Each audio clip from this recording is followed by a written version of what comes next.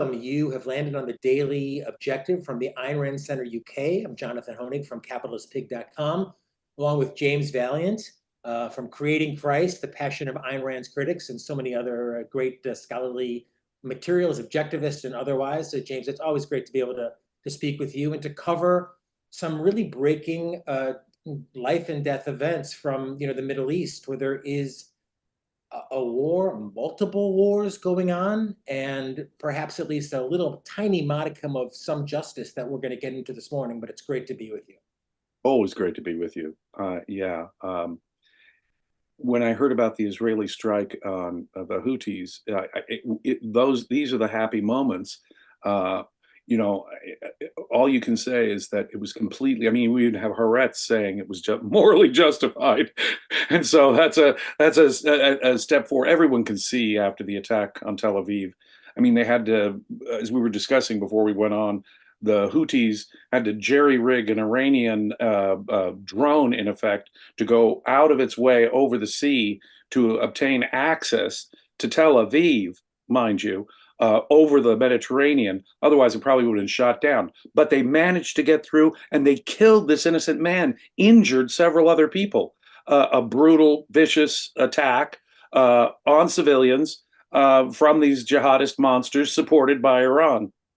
When you say the attack, it's like, well, which attack? I mean, there has been 200 plus attacks, but we'll get into that. I mean, let's set the scene with your permission. Most people have not been to the Middle East, and I want to welcome everyone who's joining us from around the world. We are the Ayn Rand Center UK, but we have listeners and supporters, people who are interested in Ayn Rand, interested in objectivism from around the world. And what we do 7 days a week with experts like James, with so many others, is try to bring and interpret Ayn Rand's ideas to these modern contemporary events. We'll be quoting Miss Rand along the period here and maybe citing some works for you to check out. But most people, and I see a lot of people filing in who are YouTube supporters, which makes such a big deal for us in terms of able to bring us experts like James and so many others, some programming 7 days a week. But most people haven't been to Tel Aviv. I have.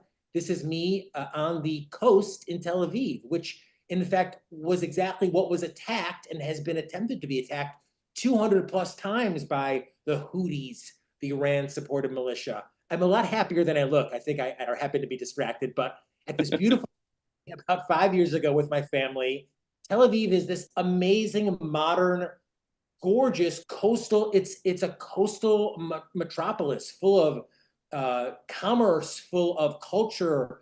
That's me and my partner Rachel in front of a beautiful fountain. Multicultural, to say the least, Jim. I mean, full of to say there's a gay culture in Tel Aviv is an understatement. It's everywhere, but so is modern modern commerce. There's the Tel Aviv that happens, or the McDonald's in Tel Aviv, the ATMs in Tel Aviv. It's such a, there's the concert hall in Tel Aviv. It's such a beautiful place where you feel safe. It felt to me very much like, I wouldn't say New York, but maybe like a Montreal, or an interesting multicultural modern place that isn't this this mystical religion. People always say Israel, it's a religious it's a Jewish state. Like, I didn't see a lot of people davening there all the time. This was a fun wishing bridge, which is completely fun and not mystical. But art, commerce, cereal, and a coastline.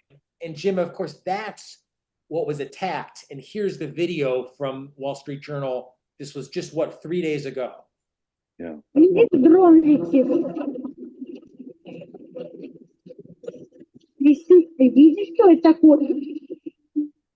Huge explosion. And they, we see it from different angles, of course, of this, massive explosion. And as you said, one got through.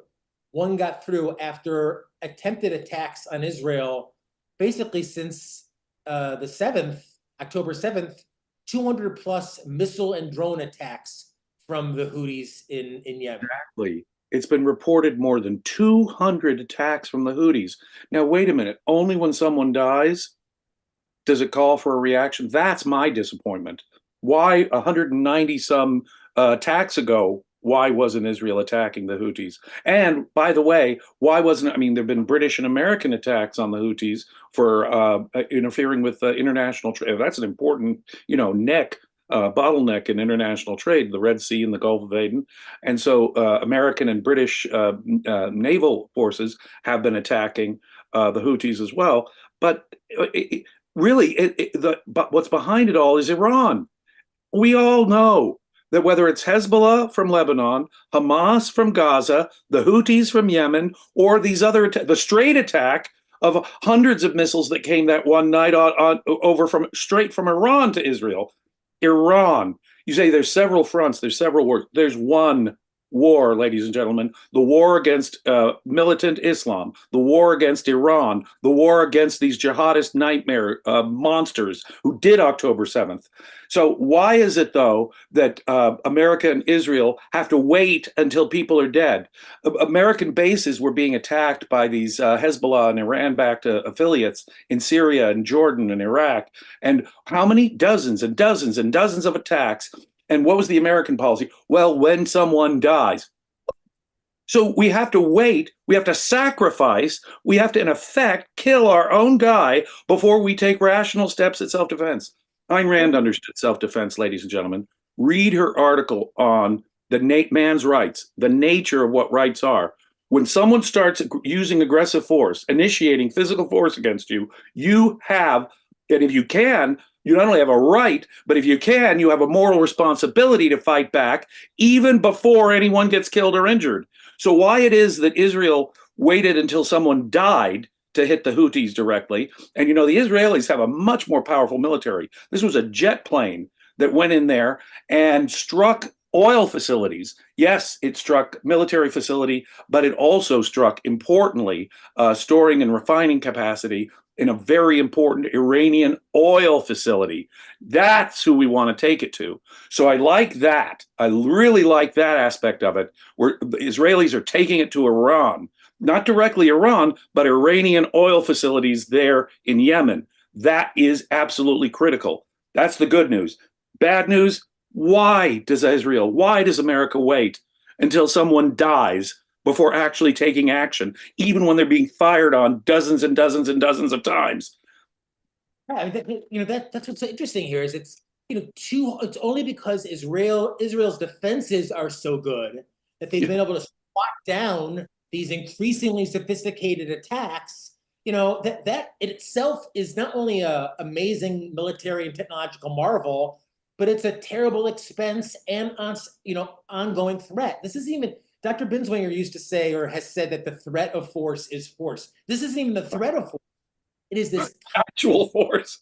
Right, exactly. I mean, if I gear up to shoot you and say I'm going to shoot you, that's a threat of force. I'm already starting to use force. Now, wait a minute. After rockets, missiles, after the bullets start whizzing by, that's force, the actual initiation of force, not just a credible threat of force. That's force.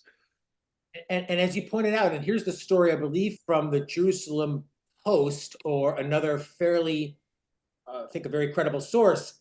Basically, the IDF reports that initial drone left Yemen flying west towards Sudan, and at great speed, it flew all around the Middle East, 16 hours to ultimately hit that very coast, first of all, non-military target in Tel Aviv. So this is that beautiful coastline you showed.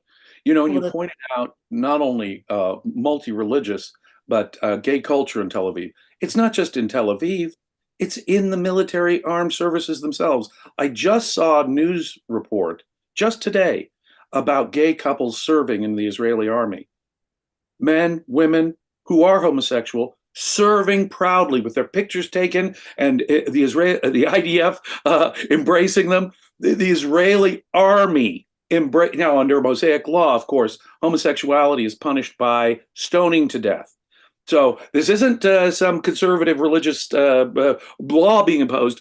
Israelis embrace modernity and liberalism, at least to that extent. They're the only civilized nation in this area, folks. And this was a vicious attack on civilians, a walk from the beach, a walk from the American embassy, in the midst of this fine residential area. And People were injured. Several people were injured in addition to this man being killed.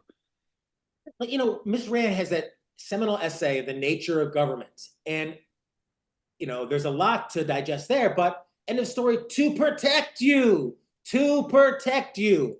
And check out Israel's Twitter feed. They have laid it out, I think, pretty succinctly.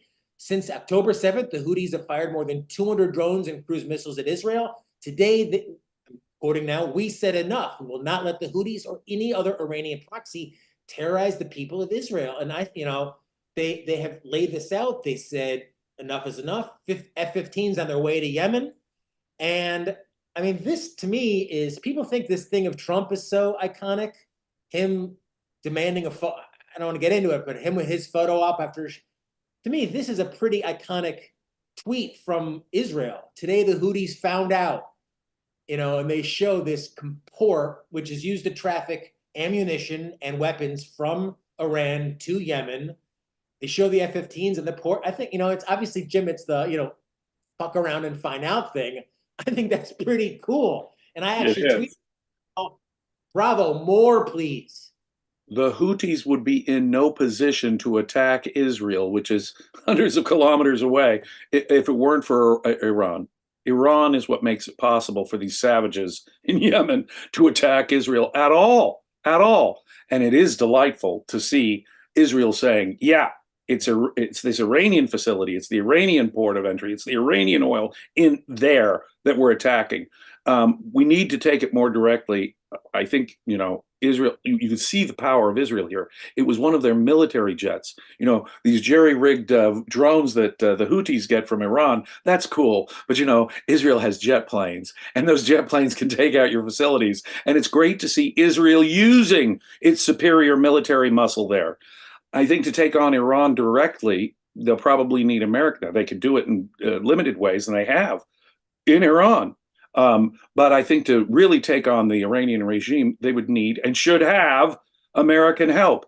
It is against the Islamic Republic of Iran that America needs to join forces with Israel and take out that regime. Take out that regime. I know I sound like a broken record, but take out that regime permanently and forever, because they're the ones attacking Americans and Israelis in the area through Hezbollah, through Hamas, through the Houthis, you name it. The underlying body of this multi-headed hydra is back with the mullahs in Tehran. This was a follow-up tweet from Israel. The Al Hadouda port in Yemen is still burning. This is the main port in which Iran is using to transfer weapons to the Houthis. The Houthis have attacked Israel more than 200 times since the October 7th massacre. So they're really, I guess, on some level stressing that they didn't target civilians. They're targeting a military. This is a military response to a attack on civilians. But what's interesting is that it didn't stop. This is just from this morning. Israel said that it shot down another missile launched from Yemen on Sunday now. So, that's good. Get them when they launch. No, the launching is already almost too late. I would favor, for example, a preemptive strike in Lebanon months ago, before all these attacks that have displaced over 150,000 Israelis from northern Israel. Israel has a right to preemptively attack, given the objective threat that Hezbollah is. But don't wait until someone's dead. They lob a missile, you hammer them 100 times harder right then and there. And we can't be afraid of hitting civilians. That is a huge mistake. Again, another huge mistake on the part of Israelis and Americans, the way they do wars these days. You can't be afraid to hit civilians. You can't be afraid to hit hospitals and schools and mosques even, especially if they're being used, which these monsters do. They use them. So I'm glad to see that even just lobbing another strike is now causing Israel to fight back. At least that's a step in the right direction. But Israel has a right to take out every Houthi community that they can reach, it seems to me, until there's that kind of, I don't want to say indiscriminate, because it's not fully indiscriminate, but we can't be worried about civilians. We've got to hit them, crush them, defeat them. The story here, for some reason, is Israel's response, not hundreds of attacks. And again, look at this response from the Houthis. Houthi spokesman says it will continue to attack Israel in response. Quote, there are no red lines. All sensitive institutions will be a target for us. So what the fuck is Israel supposed to do? The nature of government, the purpose of government is to protect me. They're supposed to just wait around and say, well, hopefully we'll swat everyone down the air. You just go about your business. I mean, who is expected to live like that other than Israel? The only modern rights respecting, we go through it every time. And it's like Israel has a targeted attack and civilians, everything else. This is what government's supposed to do. I don't think it was enough. I No. hope there's more. And listen to what they say, the Houthis, every sensitive facility in Israel. Oh, so they're going to hit schools and hospitals, are they? They're going to hit residential areas, are they? They're going to go for civilians, huh? Well, just that statement tells you right there, what you have to do is go for the civilian Houthi population in Yemen. They have to be a target. And that is the only way to properly fight back, given the Houthis' own stated position, as you showed it there. I mean, to me, the text that changed my whole understanding of war. I didn't grow up in a military family, and I grew up in the '80s, so I really, I lived in a period of the Cold War. Obviously, not a hot war, but I've studied a lot of history. Is John David Lewis, who was an objectivist, no longer with us. Jim, I know you've read this. It's a brilliant historian, a brilliant mind. The late Dr. Lewis, brilliant, and I highly recommend this book. It will change your view of contemporary warfare when you read this book, because he brings to it such a majestic historical perspective and moral perspective, and combining the correct moral and historical perspectives. It's a rare treat, ladies and gentlemen. Check the book out. And I think of it like we have so many young, interesting men and some women from Israel, young Israelis. How are they supposed to live like this with this constant? How are you supposed to live with this constant? We always say, oh, the constant threat of attack. Now, in the Cold War, I guess that really was I was certainly scared of a Russian attack in the Cold War, but this is actually hot missile attacks. Right. Every Israel is, more this is the latent potential out there. This is actually someone lobbing rockets and missiles and drones at you.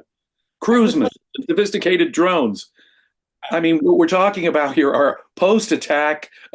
Frankly, as I say, before you even know the attack is coming, if you know the attack is coming, you have a right to take it out. But in the face of all these attacks, in the face of their stated policy, no, we have to aggressively go after them, wipe out their capacity to do this altogether. Every industrial facility, every military facility, every oil facility, every input from Iran, and we cannot be worried about killing civilians. I mean, it sounds so extreme, but that is what I remember Dr. Peikoff, a comment on war. He said, make the threat non-threatening. It wasn't all said on it, but it was, so explicit. How can they be expected to live like this constant?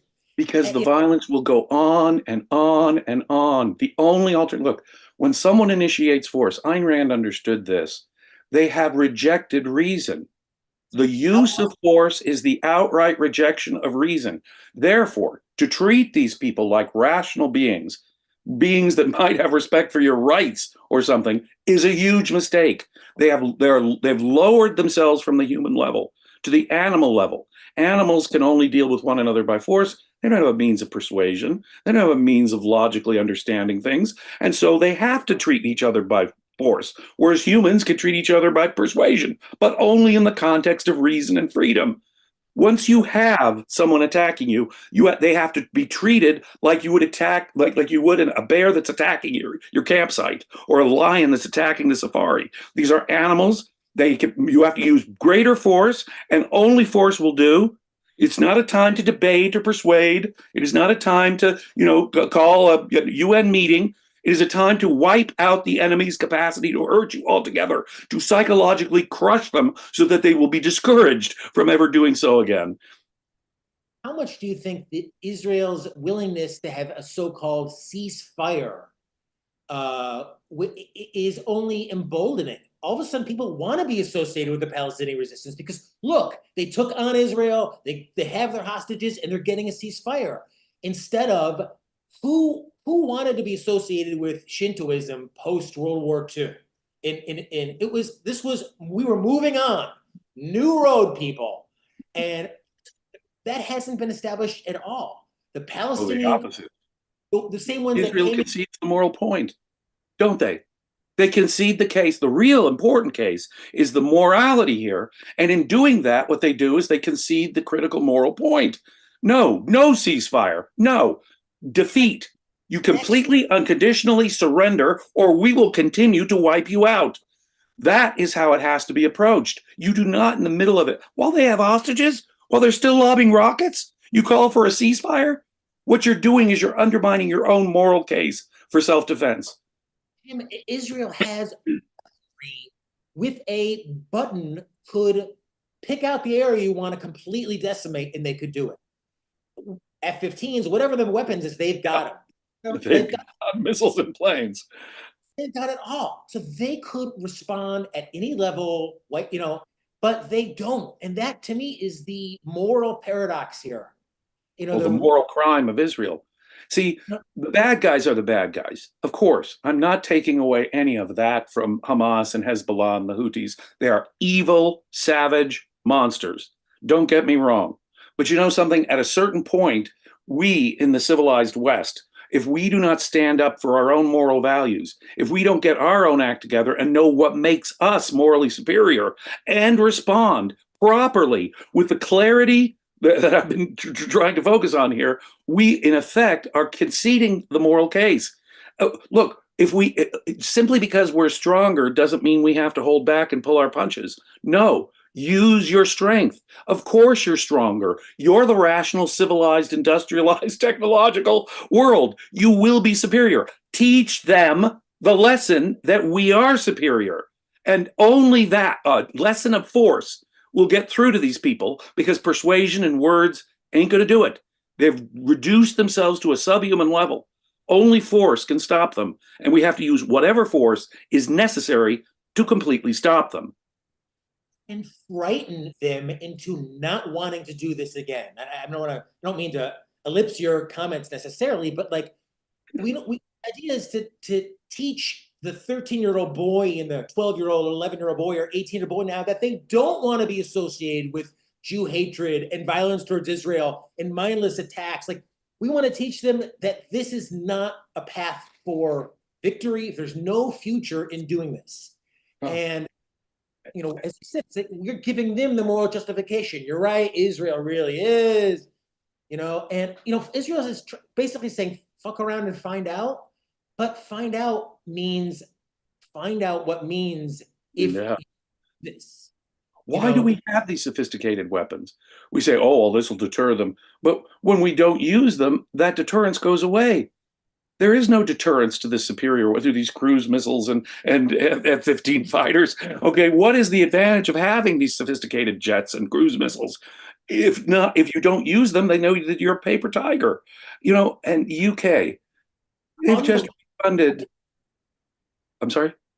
I'm so sorry, but like in this is not Israel is retaliating against a totally unprovoked attack.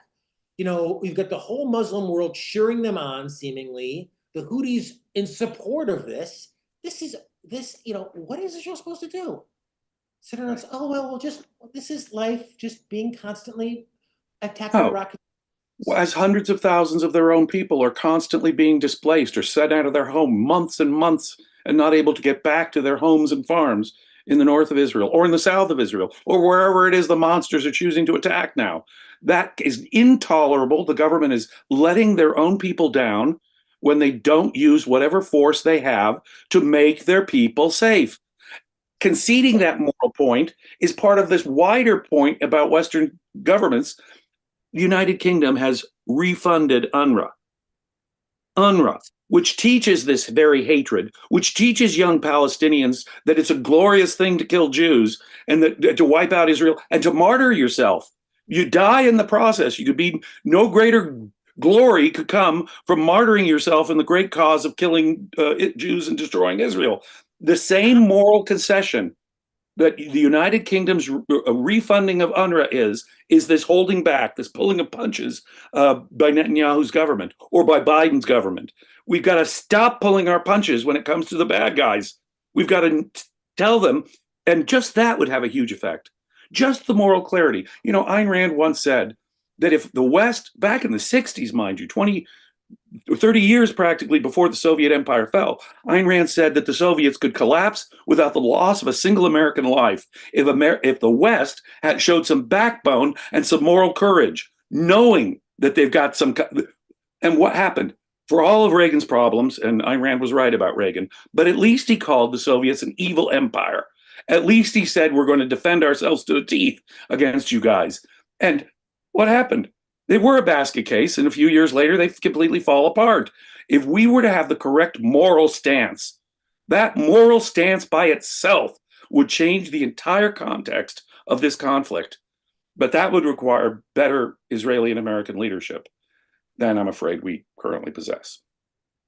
Well, and that's what we do here. 7 days a week, Ayn Rand Center UK, we are providing, I hope, moral leadership and moral perspective on Israel, on the Middle East, and on so many issues. We've been here for years. We're so delighted that you're part of what we're doing here, and so appreciative of the YouTube subscribers. You know, people like Bonnie Bertrand, people like Amos Whitwam, who just became a member. People like Hey, Bonnie for chats, Mark Wilkins for his very generous super chats, Jesse Reinbach is a YouTube member. You keep us on the air. You keep us able to provide these perspectives, and we couldn't appreciate it more. And in fact, there's more, because the reality show Extra is coming up for YouTube and website members at 6 p.m. UK right after this show. All about Millet's Market. Is the honeymoon over? So we've got, we're giving you more programming than anyone other in history, inspired by Miss Rand's objectivism with experts like James. So thank you for being part of what we're doing. you can't miss the reality extra today. I mean, Millet, I mean, you're going to get a perspective on what Millet is doing in Argentina that you're never going to hear anywhere else, but it's only available to members. So do consider becoming a paid subscriber and member of the Ayn Rand Center UK. This is a perspective you're not going to find anywhere else, folks. That wonderful moment from Miss Rand on Donahue, where Donahue, by that time it was cliched. I read Ayn Rand and it changed my life. Like Donahue said it because it was kind of cliched at the time, because everyone was saying it in the 50s, 60s, and 70s. People read Ayn Rand and it changed their life. That's still the case, still the case. And our hope is to invite you to read Miss Rand, discover Miss Rand, think about these ideas, discuss them with us, be part of our global conversation, and do it by supporting us and supporting what we're doing. So thank you for that. We've got the reality show Extra coming up moments from now. And Jim, I hope I'll see you next week for more of the Daily Objective. Yes, sir. I hope so too. Because you've got, I mean, your books alone are over your shoulders. What's the best place people should get in contact with you? You know, I'm very active on social media, Facebook every day. I'm there at objectivist pages like the John Galt Wine or the Ayn Rand page, constantly answering questions. I do have a website, www.creatingchrist.com, if you want to find out more about my book about Christianity. Great. And I also love your book about Miss Rand's critics as well. My recent work is Can You Really Love a Dog? Written with Dr. Peek. That has nothing to do with the Middle East and only to do with loving these wonderful parts of our. What a wonderful book. You got to check out that book on loving your pets. Amazing pictures and quotes from both Ayn Rand and Leonard Peikoff and how much they loved their pets. Totally charming. You got to read that book, folks. Thank you once again, and thank you for joining us. Stay tuned, because the reality show Extra is starting now, and we're always wishing you best premises. Be well. Be well.